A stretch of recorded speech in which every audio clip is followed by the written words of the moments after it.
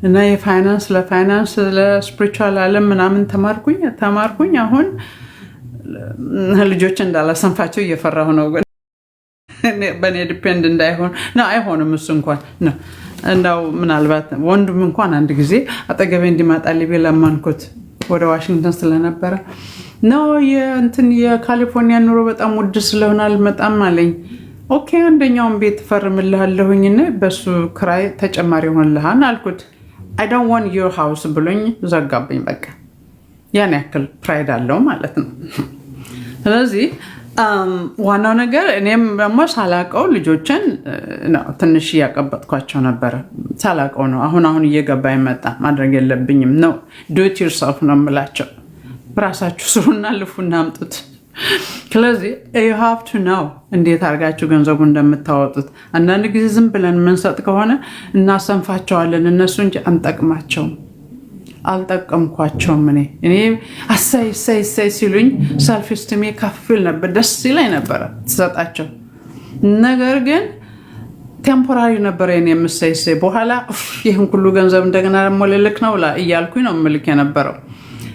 አሁን ምን አደረጋቸው? እነሱን ሰነፍ ነው ቁጭ ብለው አልታገሉ፣ ምን አላሉ። እንደሌላው ቁጭ ብለው እኔን ይጠብቁ ነበረ ስንት ዓመት ሙሉ። እኔ እነሱን ለመርዳት እለፋለሁኝ፣ ጨምራለሁ ኑሮዬ። እነሱ ግን ያሉበት ቦታ ነው የቀሩት። ስለዚህ ለማን እንደምትረዱ ማወቅ አለባችሁ፣ እንዳታሰንፏቸው ነው የምለው። ኦ ማይ ጉድነስ ብቻ እንደማወራው። ኦኬ ሌትስ ዲስከስ። ጥያቄ ካላችሁ ግቡና ሌትስ ዲስከስ።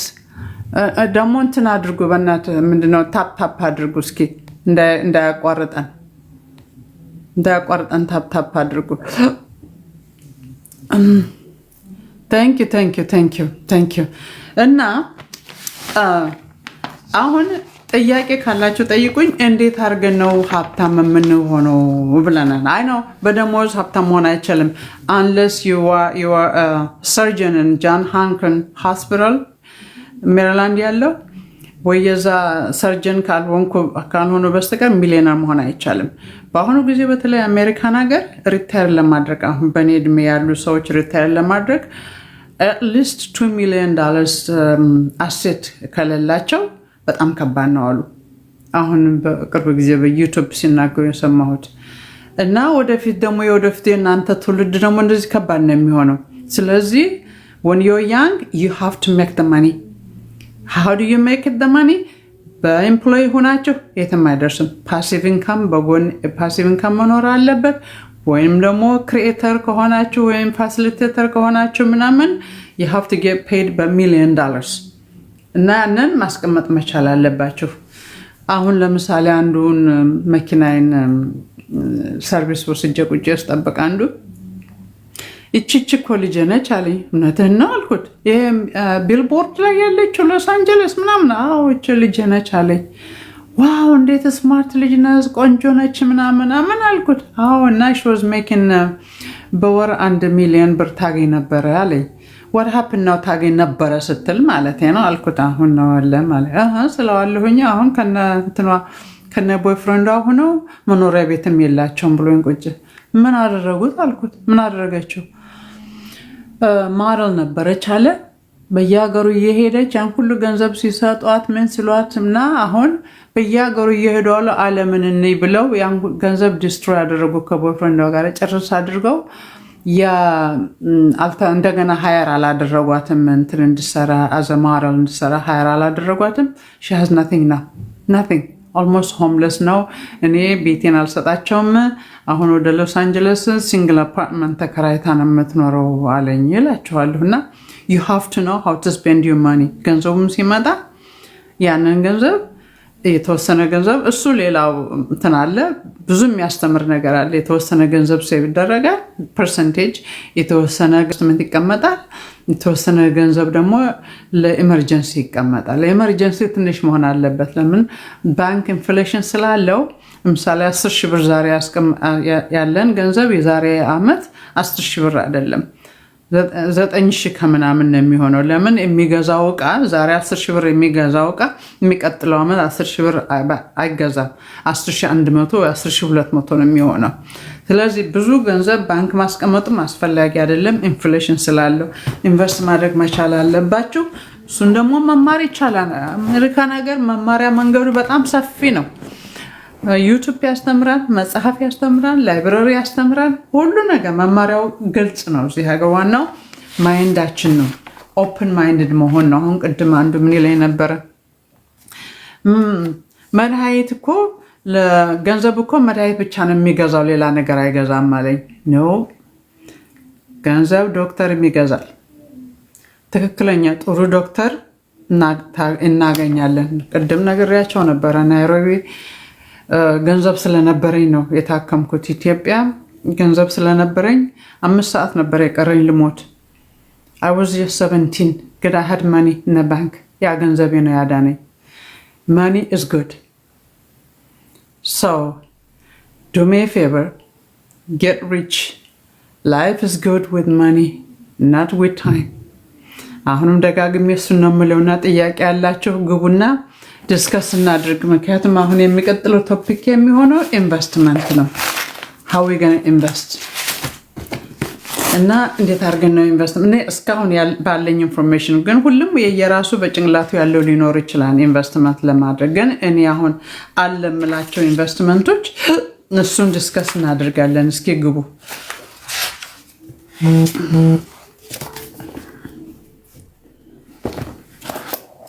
ኦኬ እስኪ ታፕ ጋይስ። ኦኬ እና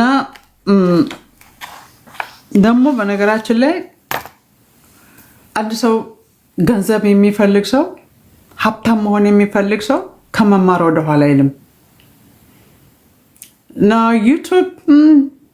ዩቱብ ስለ ካንሰር ፕሪቬንሽን ነው ያለኝ። እኔ መጽሐፍ ስለ ካንሰር ስለሆነ የጻፍኩት እዛ ላይ ዩቱብ የመጽሐፍ ሾርት ዲስክሪፕሽን አለ። ስለ ዩቱብ ያለ ሌላ የለኝም። እና how do you make the money? How do we make passive money on the side ማለት ነው። ለምሳሌ ሜን ስራችንን ይዘን በጎን እንዴት አድርገን ነው ሌላ ስራ ምንሰራ የምንችለው? ነምበር 1 በጎን መማር መቻል አለብን። ኤቭሪዴይ መማር መቻል አለብን። አዲስ ነገር አሁን እኔ ኤአይ ሶሻል ሚዲያ ኤአይ ክሬት ለማድረግ እየተማርኩ ነው። እና አይዲት ለልጄ እንዴት ነው የማደርገው እስኪ አልኩት እና ዩቱብ ሰርች አድርጎ ኢሜል አደረገልኝ። ስም አልኩት ዶንት አንደርማይን ሚ። አንተ በአንድ ቀን የምትማረውን እኔ በ2 ሳምንት ትማረዋለሁ። ዋናው ነገር መማሪያ አይደለም፣ የፈለገውን ጊዜ ውሰድ። አይዲት 2 ሳምንት አልፈጀብኝም። እና ክሬት አሁን እኔን እንትን ብታዩት ለልጄ ግጥም የጻፍኩትን እኔ እያነበብኩ እኔ አይደለሁም የማነበው፣ ሌላ ሰው ነው ሌላ ሰው እንዲያነበው አድርግ ያደረኩት። እና አይዲት አሁን የሶሻል ሚዲያ በኤአይ ቪዲዮ መስራት ተማርኩኝ፣ ቻልኩበት። እና ኤኒ ታይም መማር መቻል አለብን። ትምህርት መጨረሻ የለውም፣ መቆሚያ የለውም። አዲስ ነገር በመማራችን አዲስ ነገር ክሬት እናደርጋለን። ፍርሃት ደግሞ አእምሮችን መውጣት አለበት። ፌል ባድርግስ የሚለውን ችግራችን የብዙዎቻችን የሁሉ ሰው ችግር ነው። ኢትዮጵያን ብቻ አይደለም በዓለም ላይ ነው። አሁን ፌል ባድርግ ብሎ የፈራ ሰው ቢዝነስ ማቋቋም አይችልም። አንደኛ ነገር ፌል የሚባል ነገር የለም። አንድ ቢዝነስ ጀምረን ካልተሳካ ተማርኩበት ነው እንጂ ፌል አደረኩ ማለት የለብንም። ለምን ብዙ ነገር ተምረናል። ከዛ በዛ አይነት መንገድ ቢዝነስ እንደማይሳካ ተምረናል ማለት ነው። ስለዚህ ሳንፈራው መጀመር። ብዙውን ጊዜ ደግሞ ለፍተን ያስቀመጥናት ገንዘብ ካለች ያችን ገንዘብ አንድ ጊዜ ፍስስ ከማድረግ ይልቁን አሜሪካኖች ሚሉታን ኦፒኤም ሚሉታን other people's money ኦፒኤም other people's money በዛ መጀመር ይቻላል። የተወሰነ ፐርሰንቴጅ ራሳቸው ቁጭ አድርጋችሁ ሌላውን መበደር፣ ከዛ ተበድሮ ስራውን መጀመር። እንደገና ደግሞ የተለያዩ ነገሮች አሉ። ኤልኤልሲ ማቋቋም አለ፣ ኮርፕሲ ማቋቋም አለ፣ ኢንኮርፖሬሽን ኤስ ማቋቋም አለ። እሱን አቋቁማችሁ ከጀመራችሁ ከሰራ ካልሰራ ባንክራፕሲ ሞልታች እንደገና አዲስ ኤምፕሎየር አይደንቲፊኬሽን ወይም የአይኤን ነምበር ማውጣት ነው። ችግር የለም። አለቃችን 7 ጊዜ ነው ባንክራፕሲ የሞላው ትራምፕ 7 ጊዜ። ስለዚህ መፍራት የለብንም። ፍርሃት ከጭንቅላታችን መውጣት የለብን። ለአንዳንዶችማ ብድር የሚመፈራው አለ። ብድር ይላል። የቤትን ዕዳ ከፍዬ ሰርቼ ቤትን ከፍዬ ምን አስከፈላቸው? የቤታችን ዕዳ ታክስ ኮፋይል እናደርገዋለን። እና ዋናው ነገር ብድር መፈራት የለበትም። የአሜሪካ ቢዝነስ ካፒታሊዝም ያለው በብድር ነው። ባንኮች አሁን ከፌዴራል ተበድረው ነው ለህዝቡ የሚያበድሩት። ከፌዴራል ለተሳይ አሁን 4% ይበደራሉ፣ ለእኛ 6% 6.5% ያበድራሉ። አሁን እነሱ 2.5% አላቸው ማለት ነው ኪሳቸው የሚያስገቡት። ስለዚህ እኛም ስንበደር ለተሳይ ያ የተበደርነው ገንዘብ ቢዝነስ 12% ካመጣልን እኛ የተበደርነው 6% ከሆነ አሁን ለ2-3% ኤክስፔንስ ከሆነ 2-3% ኪሳችን አስገብተናል ማለት ነው። በዛ ነው ካልኩሌት አድርገን መበደር ያለብንና ተበድረን ቢዝነስ መጀመር ያለብን። ለዚህ ብድር አይፈራም። የአሜሪካ ቢዝነስ በብድር ነው የቆመው። ያለ ብድር የሚሆን ነገር የለም። ካፒታሊዝም መፍራሃቻ የሚባል ነገር ከጭንቅላታችን መውጣት አለብን። ደፋር መሆን አለብን።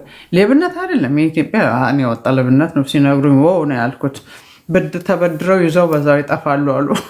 እዚህ ተበድረው መጥፋት የለም። ለምን ክሬታችን ይበላሻል። ተበድሮ ባንክራፕሲ መሙላት አለ፣ ግን በራሴ ሳይሆን በካምፓኒ ስም ከሆነ ነው። ያንተ ሶሻል ሴኩሪቲ አለ፣ ሶሻል ሴኩሪቲን አትቀይረውም። የካምፓኒው ግን የካምፓኒው ሶሻል ሴኩሪቲ ያለው የአይኤን ነምበር የሚባል አሁን ዲዞልቭ ካረከው ካምፓኒውን ሌላ አዲስ የምትጀምረውን ካምፓኒ አዲስ የአይኤን ነምበር ነው የምታወጣለት እና ሁኬርስ በዛ እንደገና ትበደራለህ ማለት ነው። ስለዚህ ብድር መፍራት የለብንም። በሰውና ኦፒኤም other people's money በሱ ነው መስራት መቻል ያለብን። እኔ ልንገራችሁ የመጀመሪያ ኢንቨስትመንት ቤቴን በ65,000 ነው የገዛኋት። ተበደርኩኝ።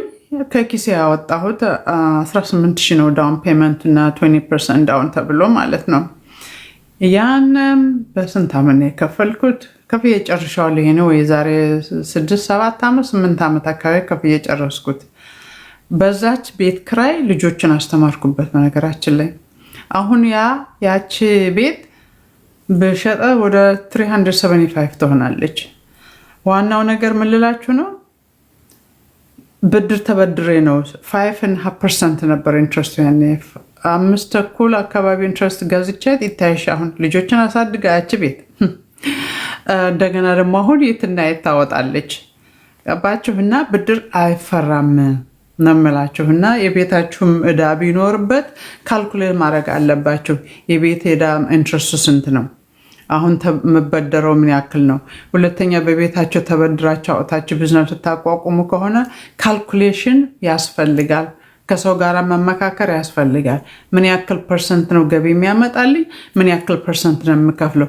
ዲፍረንሱን ነው ኪሳችሁ የምታስገቡት ማለት ነው። ስለዚህ መፍራት የለብንም ምልላችሁ ነው። እኔ አልፈራም፣ አሁንም አልፈራም። እንደው do I have to do it እያልኩ ነው እንጂ አልፈራም። ለምን? የአሜሪካ ኑሮ ወይም ካፒታሊዝም በሎን ነው። ሁሉ ካምፓኒ ሎን አለው፣ ሁሉ ኦርጋናይዜሽን ሎን አለው። ሎን የሌለው ነገር የሚባል ነገር የለም። ለምን ተብሎ ነው ካሻችሁን እዛ ቁጭ የምታደርጉት? ካሹ ሌላ ቦታ ወይም በኢንቨስትመንት መልክ ወዳውኑ ሊኩዴት የምታደርጉበት ቦታ መቀመጥ ሲገባው።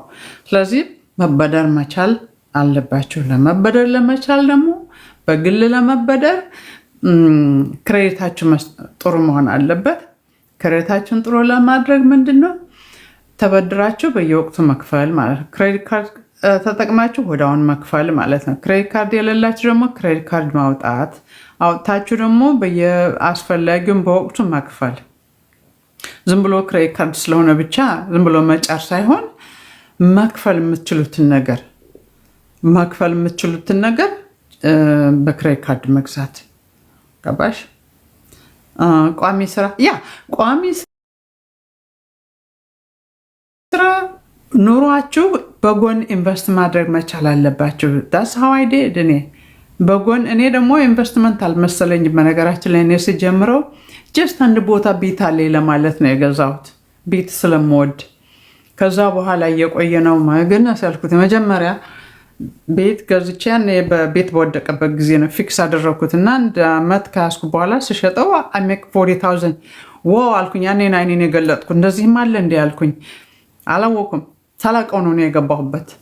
እና ዋናው ነገር ፓሽናችሁ ውስጥ ነው መግባት ያለባችሁ። ፓሽን ምንድን ነው? እኔ ሪል ስቴት ነበረ ፓሽን ሳላውቀው። ፓሽናችሁ ምንድን ነው? ማኒፋክቸሪንግ ሊሆን ይችላል፣ ሪል ስቴት ሊሆን ይችላል፣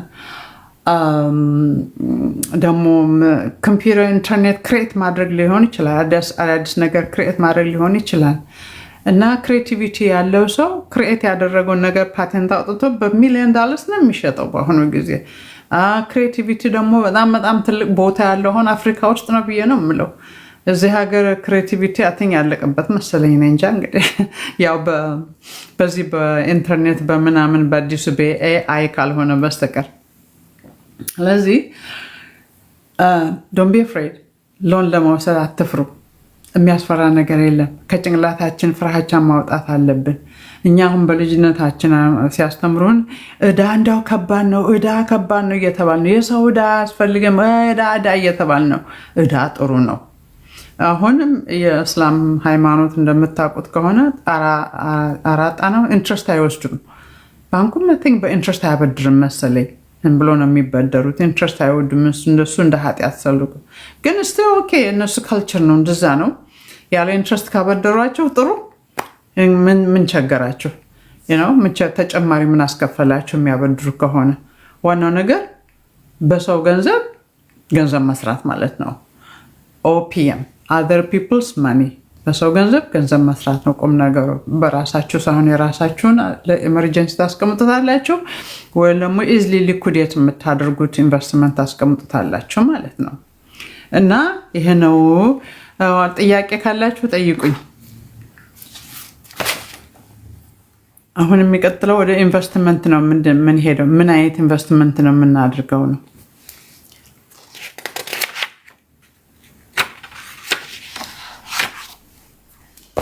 Okay.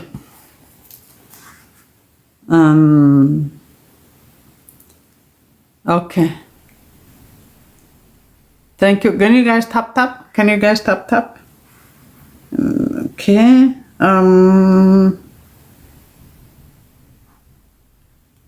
Building. Rental building. Rental unit. ኦኬ። በነገራችን ላይ ሪል ስቴት አሁን በአሜሪካን ሀገር ትንሽ ከበድ ብሏል። እንደው በደንበኛ ዲል ካላገኛቸው በስተቀር አሁን በሪል ስቴት ገንዘብ መስራት የሚቻል አይመስለኝም። አሁን እኔ በገዛሁበት ጊዜ ለምሳሌ እንዳልኳቸው 65,000 የገዛሁትን ቤት የኔ ወጭ ከና አሶሲዬሽኑ 500 ብር የነበረው ወደ አሁኑ ግን 1,000 ብር ነው ያከራየሁት። ዳት ሚንስ 500 ብር ኢንካም ነበረው ማለት ነው። በአሁኑ ጊዜያችን ቤት ልግዛት ብዬ ገዝቼ ባከራያት ያና እንካም ምንም ነገር የለም፣ ዜሮ የለም አሁን።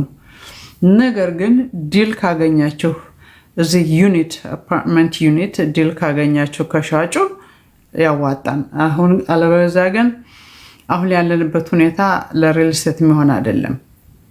ግን ሌሎች ቢዝነሶች አሉ። አሜሪካን ሀገር ቢሆን እኔም አውቀው አሁን ሰርች ያደረኩት አፍሪካ ውስጥ ነው። አፍሪካ የት ሀገር ያላቸው እንደሆነ ሩዋንዳ፣ ኡጋንዳ፣ ኬንያ፣ ታንዛኒያ፣ ሞሪሸስ እና እነዚህ ሀገሮች በጣም ብዙ አዲስ ቢዝነስ መክፈት ይቻላል። ለምን ብዙዎቹ አፍሪካ ሀገሮች አሁን ሮ ማቴሪያል ወደ ውጭ አንልክም። ፈረንሳይ፣ ጀርመን እየወሰዱ የኛን ሮ ማቴሪያል እነሱ ማኒፋክቸር ያድርጉና ፕሮሰስ የሆነ ምግብ መልሰው የሆነ እቃ መልሰው ይልኩልናል። እኛ በውድ እንገዛለን። አት ኤንድ ኦፍ ዘ ዴይ ስቲል ደሃነን ብለው አሁን አቁመዋል። እንደምታውቁት ቡርኪና ፋሶ፣ ማሊ፣ ኒጀር ደግሞ አንድ ሀገር አለች። እነዛ አራቱ ሀገሮች አሁን ፈረንሳይ ኖሞር ብለዋቸዋል። አሁን እነዚህ ሀገሮች ብዙ ማኒፋክቸረርስ ይፈልጋሉ ማለት ነው። ለምን ሮ ማቴሪያል ወደ ውጭ አይልኩትም፣ ለራሳቸው ይዘውታል። ኡጋንዳም አልክም ካሁን በኋላ ቡና እንኳን አልክም ብሎ ነበር እዛ ፕሮሰስ ካልሆነ አይ ዶንት ኖ አሁን ቀጥሎ ከሆነ በስተቀር ያለፈው አመት እንደዛ ብሎ ነበር ፕሬዚዳንቱ። አሁን እነዚህም ሀገሮች ሮ ማቴሪያል ወደ ውጭ መላክ ስለማይፈልጉ አገራቸው ውስጥ ፕሮሰስ ማድረግ ይፈልጋሉ። አሁን ገንዘብ ያላችሁ ገንዘብ ያስቀምጣችሁ ከምንም ብላም ተበድራችሁ በክሬዲት ካርድም ብላችሁ እንደዚህ ሀገሮች መሳሪያውን እቃውን ወይም ማኒፋክቸር ማድረጊያውን እቃ ከቻይና ወይም ዩዝድ ከአሜሪካ የአሜሪካ ዩዝድ ይሻላል ከቻይና አዲስ እቃ ይቅርታ አድርጉልኝና እዛ ሄዳችሁ ማኒፋክቸሪንግ ብትጀምሩ ካንዱ አንደኛ ኑሮ ቀላል ነው። አየሩን ታቆታላችሁ፣ አገሩን ታቆታላችሁ። ኢትዮጵያዊ በመሆናችሁ ሰው በመሆናችሁ ትከበራላችሁ። እዛ እንደ አሜሪካኛ እዚህ እንደ አሽከር ነው የሚያውን ይቅርታ አድርጉልኝና ይሆን ወላ አመት ሁሉ ተምሬ አንዳንድ ጊዜ ነው የምለው ከነሱ ጋር ግን ምን ይደረግ ኦፖርቹኒቲ አለ። ኤኒዌይ አሁን ወደ አፍሪካ ሀገር ያሉ ቢዝነሶች ልንገራችሁ ምን ኦፖርቹኒቲዎች እንዳሉ። ኦኬ ቀግሬ ልዘርጋው እስኪ። አሁን እነዚህ ኦፖርቹኒቲ ቢዝነሶች ምንድን ናቸው? አንደኛ ውሃ ማኒፋክቸር ማድረግ ይቻላል። ኢቭን ዶ ይሄ ባትሉ ይሄ ፕላስቲክ ባትል ጥሩ ባይሆንም ስቲል ይደረጋል። ውሃ ማኒፋክቸር ኦ ማይ ጉድነስ ስልክ ሊዘጋ ነው። ምንድነው የሚያደርጉት?